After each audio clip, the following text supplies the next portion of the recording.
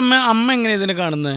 അമ്മക്ക് ശരിക്കും ഞാൻ പറയുന്നത് തുടക്കത്തിൽ ഇവൻ പറയണ നിർബന്ധ പ്രകാരം കുറെ ചെയ്ത് കഴിഞ്ഞ് കുറെ പേര് അമ്മേനെ ഇഷ്ടപ്പെട്ടു. ഇവനെക്കാളും കൂടുതൽ അമ്മയ്ക്ക് ഇപ്പൊ ഇഷ്ടക്കാരാണ്. അത് നമ്മൾ സത്യം പറഞ്ഞ അങ്ങനെയുണ്ട്.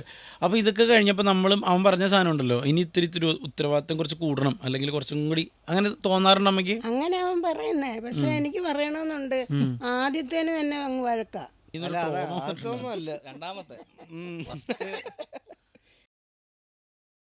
ഒരു നീ കൂടുതൽ കളിക്കരുത്, നീ എന്റെ മോനാ, എന്റെ അമ്മാവനാവരുത്. അപ്പൊ ഞാനങ്ങ് ആദ്യമായിട്ട് ഞാൻ സ്റ്റക്കായി പോയത്.